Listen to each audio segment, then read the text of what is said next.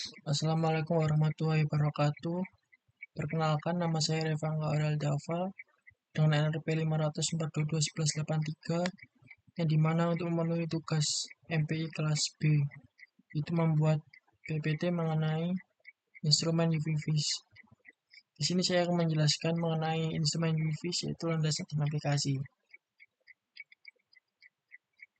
Untuk yang pertama yaitu mengenai pengantar konsep dasar instrumen UV-Vis dan relevansi aplikasinya dalam berbagai bidang. Kemudian, nah, apa sih UV-Vis itu? UV-Vis adalah alat instrumen yang digunakan mengukur absorbansi dan transmitasi cahaya dalam analisis. Yang kedua yaitu menggunakan panjang gelombang dari 200 hingga 800 nanometer untuk berbagai pengukuran dalam analisis.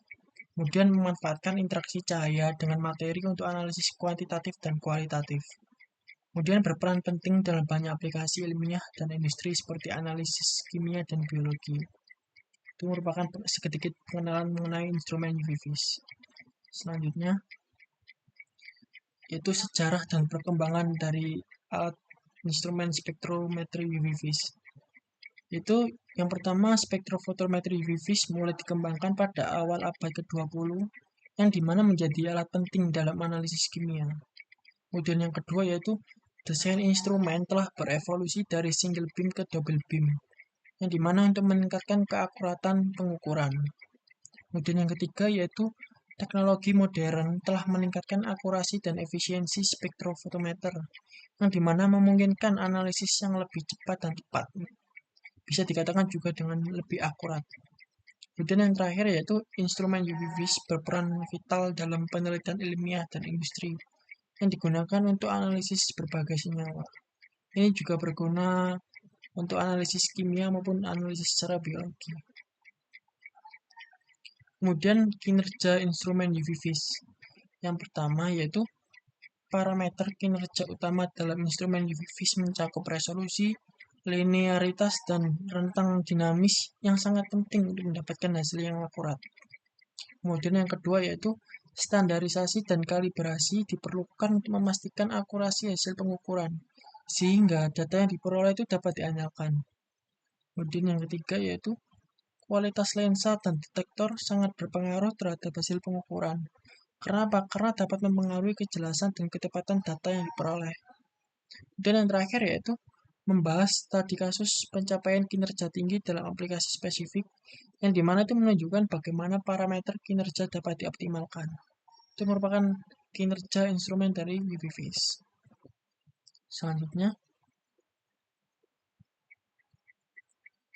itu pembacaan data dalam UV-Vis. Terdapat tiga. Yang pertama yaitu metode pembacaan data, yaitu terdapat dua metode dalam pembacaan data UV-Vis, yaitu manual dan otomatis, yang dimana setiap metode tersebut memiliki kelebihan dan kekurangan masing-masing. Kemudian yang kedua yaitu pentingnya pemrograman. Nah, pemrograman perangkat lunak itu sangat penting untuk mempermudah analisis data dan meningkatkan akurasi hasil analisis. Kemudian yang ketiga yaitu interpretasi kurva absorbansi, yang dimana menginterpretasikan kurva absorbansi adalah kunci untuk analisis kuantitatif yang membantu dalam menentukan konsentrasi zat. Kemudian, apa aja sih komponen utama dalam UV-Vis? Yang pertama yaitu sumber cahaya adalah bagian penting dari instrumen UV-Vis yang menghasilkan sinar yang akan diteruskan melalui sampel. Kemudian yang kedua yaitu prisma atau grating yang dimana digunakan untuk memisahkan cahaya menjadi spektrum yang berbeda, memungkinkan analisis wavelength tertentu. Dan yang ketiga yaitu detektor itu berfungsi untuk mengukur intensitas cahaya yang telah melewati sampel, memberikan data yang diperlukan untuk analisis. Kemudian, yaitu setiap komponen dalam instrumen UV-Vis itu memiliki peran spesifik yang penting dalam proses pengukuran dan analisis. Kemudian, teknologi dan bahan baru terus dikembangkan untuk meningkatkan efisiensi dan akurasi instrumen UV-Vis. Dan yang terakhir yaitu pemeliharaan rutin serta penggantian komponen yang tepat sangat penting untuk memastikan kinerja optimal dari instrumen. Selanjutnya, yaitu penggunaan aplikasi instrumen UV-Vis.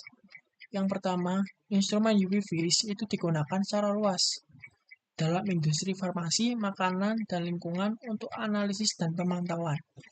Selanjutnya yaitu mampu melakukan analisis kandungan senyawa aktif dalam produk, yang dimana memberikan informasi penting tentang kualitas dan efektivitasnya.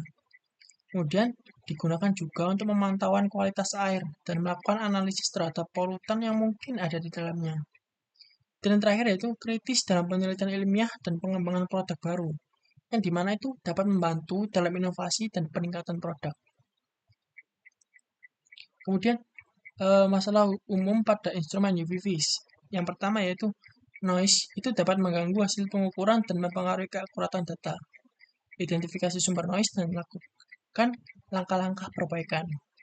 Kemudian yang kedua yaitu melakukan pelatihan yang memadai untuk pengguna. Sangat penting untuk menghindari kesalahan umum dalam penggunaan instrumen UV-Vis. Jadi pengguna itu diajari dulu cara menggunakan biar ketika melakukan percobaan dengan alat UV-Vis itu tidak salah dan menghasilkan data yang benar dan akurat. Kemudian yang ketiga yaitu koreksi baseline yang tidak akurat dapat menyebabkan kesalahan dalam interpretasi data.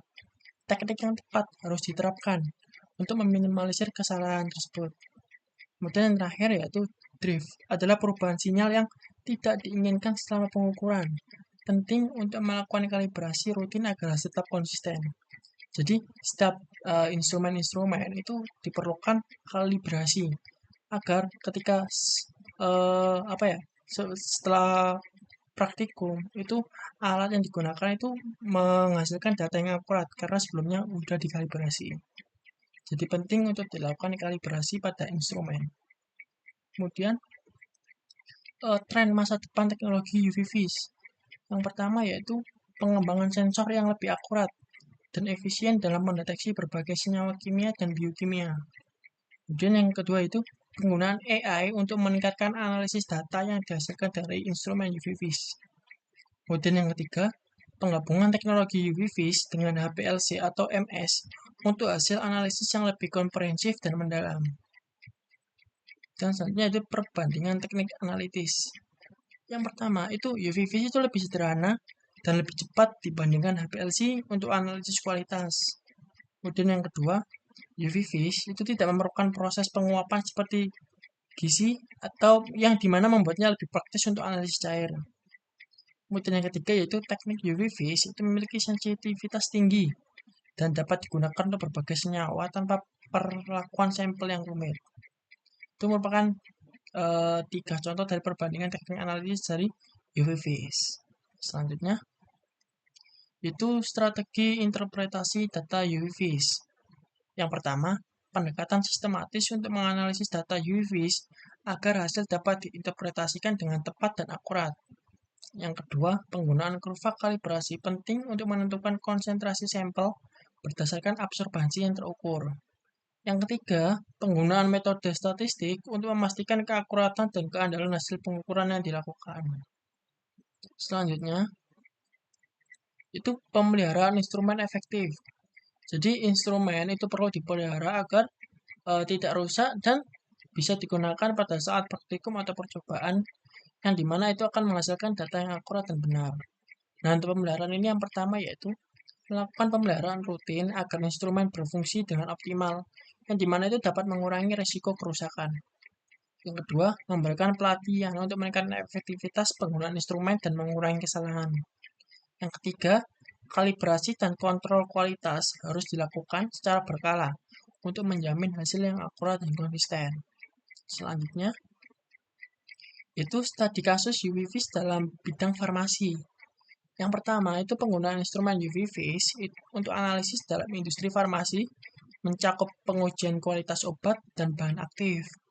Yang kedua, analisis hasil menunjukkan efektivitas instrumen UV-Vis dalam pemberian data yang akurat untuk pengendalian kualitas. Kemudian yang ketiga, kesuksesan penggunaan UV-Vis dalam industri farmasi terlihat dari peningkatan efisiensi dalam proses analisis. Itu merupakan UV-Vis yang dimana berguna banget dalam bidang farmasi. Kemudian kesimpulan.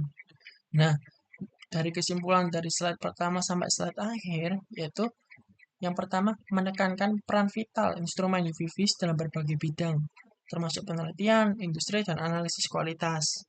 Kemudian yang kedua yaitu menjelaskan kembali poin-poin penting yang telah dibahas dalam presentasi, yang dimana memberikan gambaran menyeluruh tentang materi yang disampaikan. Yang ketiga yaitu mendorong adopsi teknologi UV-Vis yang lebih inovatif dan luas di kalangan peneliti dan profesional industri. Selanjutnya, terima kasih. Mungkin cukup sekian dari saya untuk menjelaskan mengenai instrumen UV-Vis. Saya akhiri, wassalamualaikum warahmatullahi wabarakatuh.